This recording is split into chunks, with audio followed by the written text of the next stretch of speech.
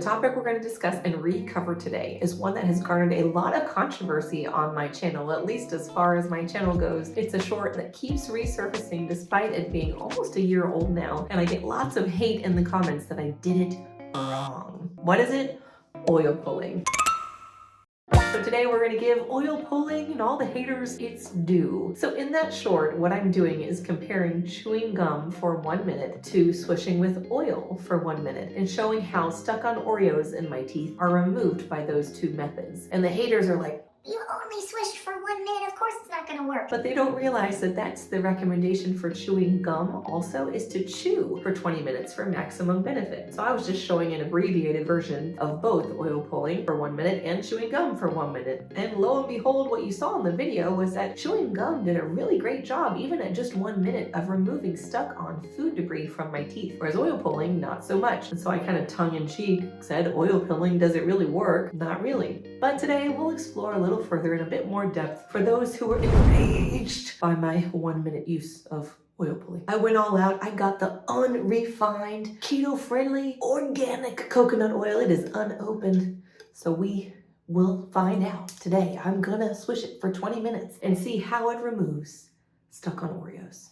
But that'll be at the end. So you're gonna hang tight. I do want to emphasize that in that little series of shorts that I did, I chewed a lot of things that typically get stuck in people's teeth that are common snacks for kids and adults. So goldfish crackers, Oreo cookies, I think even rainbow sprinkles made it in there. And gum chewing really was quite effective at removing stuck-on food debris. And so that's why I, as a dentist, do recommend for people, especially for people with young kids who are old enough though to chew gum, that after a stuck-on snack, because kids aren't as good as adults are at removing stuck-on food debris with their tongues from their molars. So adults still though, they're not great at doing that, and there's still sometimes stuff stuck in your teeth, especially those really tenacious ones, goldfish and dried cookies like Oreos. And I found that gum chewing, even for just that 1 minute, so imagine 20 minutes, but just that one, did a great job at cleaning off my teeth. So basically, if you are in a pinch, you don't have a toothbrush and you've got some stuff stuck in your teeth, or you've got young kids after a snack time and they're high risk for cavities, and you want to help reduce that risk by removing stuck-on food debris that cavity-causing bacteria could digest and form acids that lead to cavities, I recommend sugar-free gum. I love ones with xylitol as the primary sweetener. That has shown in some studies to have some benefit when chewed multiple times a day over long periods of time. So try some xylitol gum.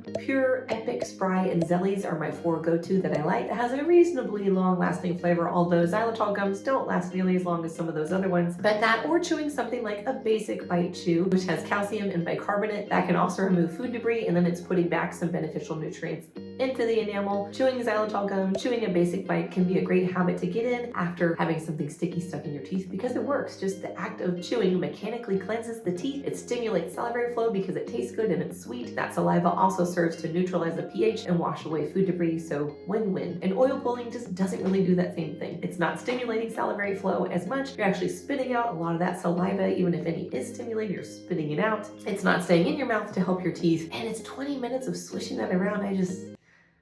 We can't even get people to brush their teeth for 2 minutes. So how are they going to be swishing oil for 20 minutes? But anyway, I digress. On to the next point. So a little more science about oil pulling. The truth is it's kind of limited. There's not a whole lot out there. The studies that we do have, they have a lot of different regimens. Some use it for 7 days, some for 14 days, some for 5 minutes. Like, they're not consistent in the routine they're recommending. And then the follow-up period of the study is only like 14 days. So we don't really have long-term data. Like, is this reducing cavities? Is there clinical significance to this practice? We don't know, like, not really. The evidence isn't strong. We do have some meta-analyses. That's the highest level of research you can get. It's combining lots of randomized controlled trials and their data. But you may have seen there was like a 2016 study that showed reduction in strep mutans bacteria, which seems promising, right? If strep mutans are the cavity-causing bacteria and oil pulling could reduce those, then it must be beneficial. But when you look at measures of health, so like plaque index and the gingival score index, so signs of inflammation, signs of plaque buildup, which are associated or linked to cavity risk, those are not significantly impacted by oil pulling. So that meta-analysis 2022, I'll link below. Basically, all they concluded is that yes, oil pulling might reduce bacterial counts in the mouth, but the more we're learning about the microbiome and that balance in the mouth between good and bad bacteria, we've got to be sure that it's not the good bacteria we're getting rid of. And when you think about oil pulling, you're swishing around in your mouth. Like I said, you're spitting out that saliva. A lot of the good bacteria in the mouth are the free floating ones. They're called planktonic. So they're in your saliva, they're floating around. If you're swishing really hard and spitting all those guys out, you might be diminishing the bacterial load, but it's the good guys. The bad guys are the ones that are really sticky, stuck to the teeth in a plaque biofilm, which I'm kind of was trying to demonstrate with the Oreos stuck in my teeth. So will oil pulling for 20 minutes, will it remove that? I'm curious to see. We'll find out at the end. But if you love oil pulling, if it's something culturally significant to you, your favorite Instagram person does it and you think it's great and you want to do it, are you really going to be doing harm? Probably not.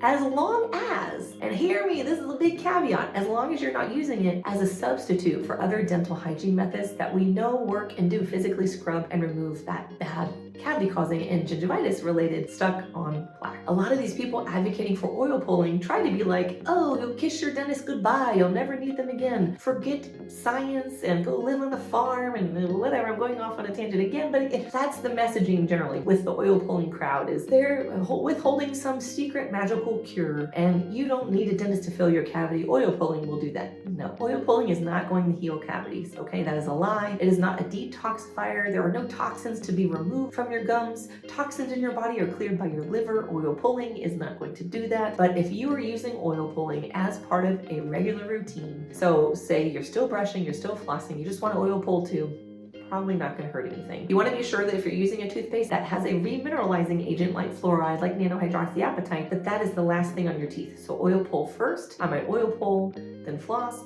then brush. Leave that little film of toothpaste after you spit that last time and then walk away so that that little film of toothpaste can still soak into your teeth and help your teeth be strong and get strengthened from that fluoride or nanohydroxyapatite that you have in your toothpaste. I do want to note, in the interest of full disclosure, this being a little bit longer video about oil pulling, there are some potential downsides. One of the main ones being you are swishing that stuff vigorously, especially if it's every day, for 20 minutes. And you can get some serious temporomandibular joint, so your TMJ, irritation or sensitivity, and some people even end up with temporomandibular disorder, so TMD. So just like gum chewing, you can get that with gum chewing too. People that chew gum all the time, lots and lots, very aggressively for many, many minutes, you can have a disordered TMJ. So you want to go easy on your jaw joint, and if you get sensitivity at all, if you get any head tension at all, reevaluate that practice. But there have been rare cases and reports in the literature of something called lipoid pneumonia. The act of oil pulling, you can end up with minor aspirations or inhaling that oil, and you can get a certain type of pneumonia. It can be very harmful. You don't want to have that. So if you are practicing oil pulling, be very careful. I don't really know how you minimize the risk of aspirating that oil. I am not an avid oil puller, so I can't tell you the best technique, but just be cognizant of that that's a risk. And should you be an active practitioner of oil pulling and you develop some type of breathing issue, pneumonia, tell your doctor. Let them know and they'll investigate that cause. And then the last thing that I want us to be sure we understand and are further clarifying, because that's basically what this meta-analysis stated, is we need more research, we need more clarity. It's not very clear that this is beneficial. And the risk-benefit ratio is small. It's not likely harmful, right? Like we said, unless you have TMJ issues, unless you're developing pneumonia and aspirating this, you're probably okay if you're not substituting it for stuff that we know really works. You're probably not doing harm, but there's potential you could be if we're learning more about that microbiome and say you are an oil pulling very vigorously, actually reducing bacterial counts, but it's of the good guys. It's of the planktonic, the salivary good microbes, and you're letting then these bad ones kind of proliferate. That's not good. The stuck-on ones that they aren't being removed by oil pulling, and instead they would by brushing and flossing, and you give up brushing and flossing, it could shift the balance to a negative state, to high cavity risk, to gingivitis. And so that's something we need to explore more, is what exactly or how exactly is this oil pulling habit or practice impacting the microbiome, and is that positive? And we do not know yet if that is so. More to be determined, we will see. And I'm really curious, I'm sure this is what you all fast forwarded for. Let us see if chewing Oreos and then leaving them stuck in my teeth, and then swishing oil for 20 minutes, I'm gonna do it, if that will remove the Oreo debris. If it does, what's it really gonna say? I don't know, that I'm dedicated and I just did it. You're welcome. If it removes it, okay. It's not really gonna change my answer or my response. But you will have won, you people angry in the shorts. You will have won. Either way, you've made me swish oil for 20 minutes, you've won. All right, let's get to it. Let me get a timer just to see. The world wants to know the truth. Will oil pulling for 20 minutes remove stuck-on Oreos from my teeth? We'll see. Okay, we're gonna open this bad boy. Unrefined, organic. I didn't want anyone saying it didn't work because it was refined or not organic.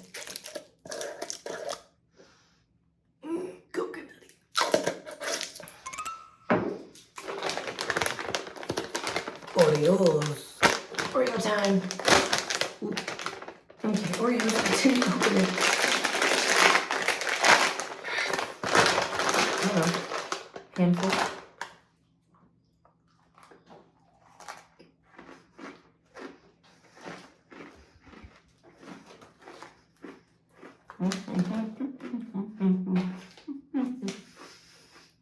Two minutes. I'm not faking it.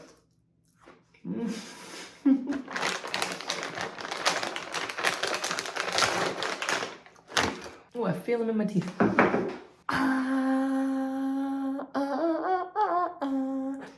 Okay, there it is.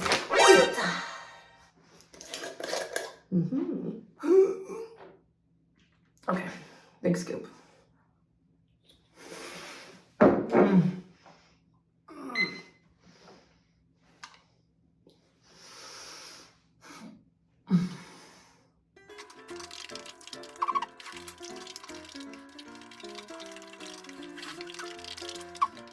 This is forever. It's not even been a minute. Okay, I'm literally gonna edit another video while I do this. One corner.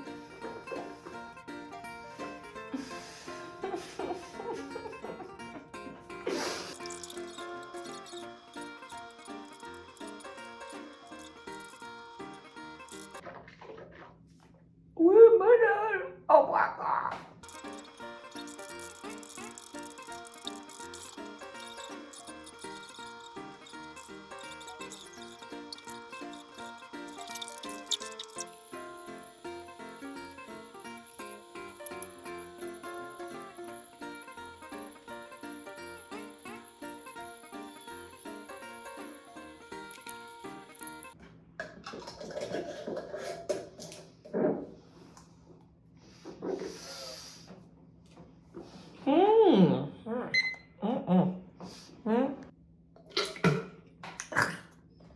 It's brown. Gross. If it's not gone, I'm gonna be so disappointed. But like, there is no way people are swishing for 20 minutes vigorously. Like, they're walking around doing stuff. I was editing a video. Still, my jaw is sore from swishing that stuff. Here, let's check my teeth. Final result. Da, da, da, da, da, da. I mean, it dissolved it all. Like, it was in there for 20 minutes. Cool. All right, people. So yeah, 20 minutes. If you use it for 20 minutes, it will get all of that food debris melted away. Could it get stuck on plaque that's literally bonded to your enamel? I don't think so. That's another experiment we could do. I don't know how, because it'll probably, like, you use disclosing tablets to show purple plaque, but it'll probably wash away like the disclosing tablet color. So I don't know. I'll leave that to some scientists to actually show that this was just really gross. Not my cup of tea. You want to swish oil for 20 minutes? More power to you. I'd rather chew gum for a minute and get the same results.